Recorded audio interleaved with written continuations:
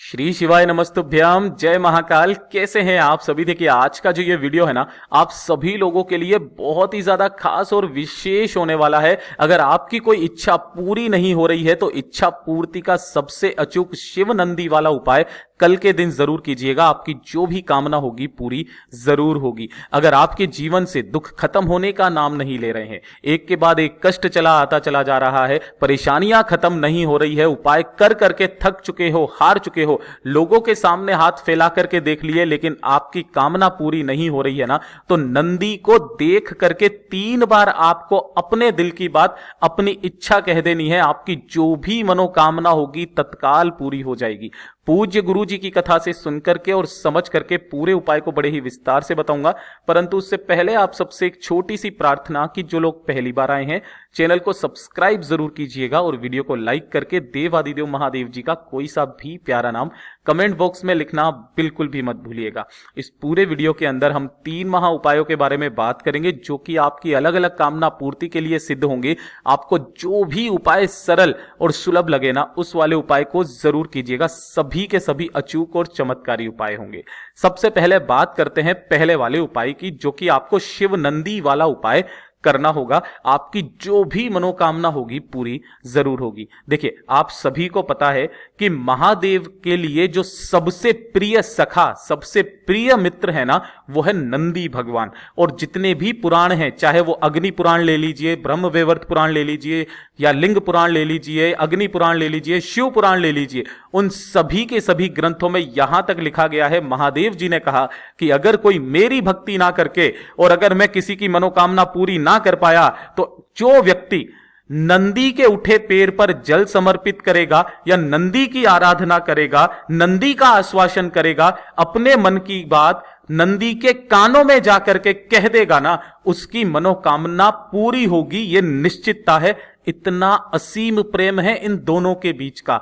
अगर आप जब भी महादेव जी के मंदिर में जाते हैं, परिक्रमा करते हैं और परिक्रमा करने के दौरान अगर आप नंदी भगवान का दर्शन नहीं करते हो ना, तो आपकी परिक्रमा का फल स्वीकारता नहीं है महादेव। यह चीज ध्यान दीजिएगा। इतना अद्भुत और अचूक उपाय है ना ये, कि आप जिस कामना से करोगे आपकी वो मनोकामना पूरी जरूर होगी। ये चीज ध्यान से सुनिएगा, समझने की कोशिश कीजिएगा। अगर आपको अपनी मनोकामना जल्दी से जल्दी पूरी करनी है और अभी के अभी पूरी करनी है ना, तो 1 लोटा शुद्ध जल अपने घर का, यह चीज ध्यान दीजिएगा, 1 लोटा शुद्ध जल अपने घर का, और हो सके तो 1 दीपक गाय के घी का गोल बत्ती का लेकर के पहुंच जाना देवादिदेव महादेव जी के मंदिर शिवलिंग के पास में। देखिए आपको ऐसे शिवलिंग के पास में जाना है जिसके सामने नंदी भगवान विराजमान हो। यह चीज देख लीजिएगा, ठीक है ना। जब भी आप वहां पर पहुंचे तो ध्यान से सुनिएगा आपको किस तरीके से करना है। आप सभी को पता है कि महादेव जी की जो परिक्रमा की जाती है ना, वो सिर्फ आधी परिक्रमा की जाती है। उसका कारण यह होता है कि जो ये जलाधारी होती है ना, इस जलाधारी को लांघा नहीं जाता है। यहां पर 64 योगिनियों का स्थान होता है। अगर आप गलती से भी इसे लांघते हो ना, तो आपको बहुत बड़ा दोष लगता है। और इसीलिए यह कहा जाता है कि महादेव जी की जो परिक्रमा होती है उसे आधा किया जाता है। यहां से जब आप परिक्रमा स्टार्ट करते हो, शिवलिंग के पीछे जाते हो और शिवलिंग से पीछे जाने के बाद में वापस इस जगह पर आ जाते हो ना, इसे एक परिक्रमा स्वीकारा जाता है, ठीक है। और जब भी आप परिक्रमा करने के दौरान शिवलिंग के ठीक इधर पीछे की तरफ आकर के खड़े होते हो ना, तो आपको नंदी भगवान के दर्शन जरूर करना चाहिए, वरना आपको आपकी परिक्रमा का फल, आपकी पूजा का फल बिल्कुल भी नहीं मिलता है। चाहे आप सालों से परिक्रमा कर रहे हो, यही उपाय करते वक्त आप गलती करते हो। जब भी आपको परिक्रमा करनी हो, नंदी भगवान का दर्शन जरूर से जरूर करना ही करना है। अब जो पूज्य गुरु जी ने बताया कि आपको 3 बार कामना बोलनी है, तो वो वाला उपाय कैसे करना है यह चीज ध्यान से सुनिएगा। आप जो सबसे पहले 1 लोटा शुद्ध जल लेकर के आए हो ना, उस 1 लोटा शुद्ध जल को देवादिदेव महादेव जी की शिवलिंग पर आपको समर्पित करना है।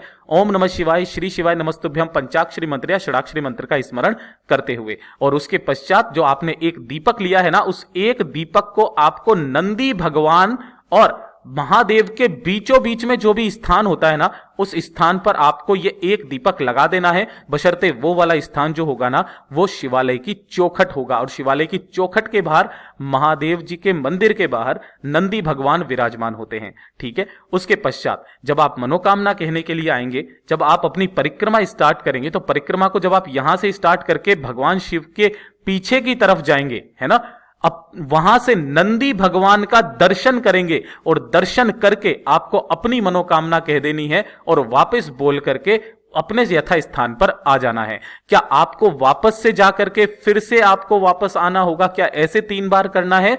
तो नहीं, ये भी आपको नहीं करना है। पूज्य गुरुजी ने उसका भी क्रम बता दिया है कि आपको एक ही परिक्रमा में 3 परिक्रमा का फल कैसे प्रदान होता है, वो चीज ध्यान से सुनिएगा। जब आप यहां से पीछे की तरफ जाएंगे, आधी परिक्रमा कर लेंगे, तो यहां से आपको नंदी भगवान का दर्शन करना है, अपनी मनोकामना कहनी है, और मनोकामना कह देने के पश्चात आपको यहीं से पीछे की तरफ पलटना है ना, पीछे की तरफ पलट के वापस आगे की तरफ देखना है, फिर से वापस नंदी भगवान का दर्शन करना है और अपनी मनोकामना कहनी है, फिर पलट जाना है, फिर पलट के वापस सीधा देखना है, फिर से वापस नंदी भगवान का दर्शन करना है, फिर मनोकामना कह देनी है और फिर से वापस अपने यथा स्थान पर उसी जगह पर आ जाना है। अपनी कामना कह करके वापस घर के तरफ चले आ जाना। एक बार करके देखिएगा, मेरा बाबा आपकी मनोकामना पूरी करेगा, ये निश्चितता है। पूज्य गुरु जी का बहुत अद्भुत और रोचक उपाय है, जरूर कीजिएगा। अब बात करते हैं दूसरे वाले उपाय की। देखिए, दूसरा वाला जो उपाय है ना, ये भी आपकी मनोकामना पूर्ति के लिए है, लेकिन उन व्यक्तियों के लिए है ये वाला उपाय कि अगर आप मंदिर ना जा सको, पहला, किसी भी कारणवश अगर आप मंदिर नहीं जा सकते हो, घर में कोई भी नहीं है, या फिर आपकी कोई समस्या ऐसी आन पड़ी है कि आप मंदिर नहीं जा सकते हो, तब आपको ये वाला उपाय घर पर ही करना है। देखिए, 2 शब्दों के बारे में पूज्य गुरुजी ने बताया था, एक तो होता है ज्योतिर्लिंग, एक होता है ज्योतिर्लिंग। ठीक है, एक तो होता है ज्योतिर्लिंग और एक होता है ज्योतिर्लिंग, है ना, दोनों में बहुत ज्यादा फर्क है। ज्योतिर्लिंग, ठीक है, तो यहां पर जब भी आप महादेव जी के सामने एक गाय के घी का गोल बत्ती का दीपक, जब भी कभी कोई एकादशी पड़े, प्रदोष पड़े, शिवरात्रि पड़े, है ना, उस दिन आपको यह वाला उपाय करना है। एक गाय के घी का गोल बत्ती का दीपक आपको महादेव जी के सामने लगाना है। और अगर आप देखेंगे तो यहां पर इस जो दीपक की लो होती है ना, ये दीपक की लो एक ज्योतिर्लिंग के रूप में मानी जाती है ना। ये ज्योतिर्लिंग का, मैं यहां पर ज्योतिर्लिंग नहीं कह रहा, ज्योतिर्लिंग का स्वरूप मानी जाती है। यहां पर जब भी आप एक दीपक को लगाएंगे ना, तो इसी ज्योति का दर्शन करके, इसे ही आपको ज्योतिर्लिंग मान करके अपनी मनोकामना इसी ज्योति को देखते हुए महादेव जी के सामने कह देनी है। जो भी एकादशी पड़े, प्रदोष पड़े, शिवरात्रि पड़े ना, अपनी मनोकामना कह देना। 1 से 2 बार करके देख लीजिएगा, आपकी जो भी मनोकामना होगी पूरी जरूर होगी, ये चीज की निश्चितता है। और जो ऊपर वाला उपाय मैंने आपको बताया था, वो भी आपको किसी भी एकादशी, प्रदोष या शिवरात्रि के दिन निश्चित रूप से कर लेना, आपकी कामना पूरी जरूर होगी। अगर आपने शिवलिंग को देखा होगा, तो जो शिवलिंग का ऊपर वाला हिस्सा होता है ना, ये भी एक ज्योतिर्लिंग के समान ही होता है। इसीलिए पूज्य गुरु जी ने ब्रह्मवैवर्त पुराण और शिव महापुराण का यह वाक्य हमें बताया था, जो कि आपकी सारी मनोकामनाओं की पूर्ति करता है। अब बात करते हैं तीसरे वाले उपाय की।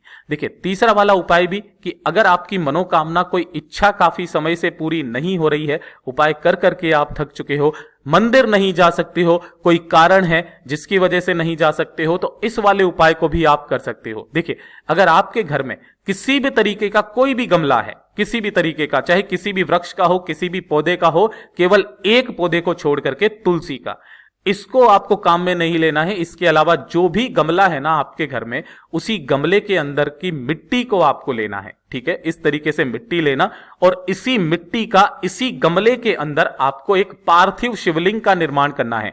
पूज्य गुरुजी ने कहा कि अगर आप इस तरीके से शिवलिंग का निर्माण ना कर पाओ, जिसके अंदर आपको जलाधारी बनानी हो या सब कुछ बनाना हो या सर्प बनाना हो, कुछ बनाने की जरूरत नहीं है, केवल इस तरीके से एक लिंग की आकृति आप यहां पर बना लें।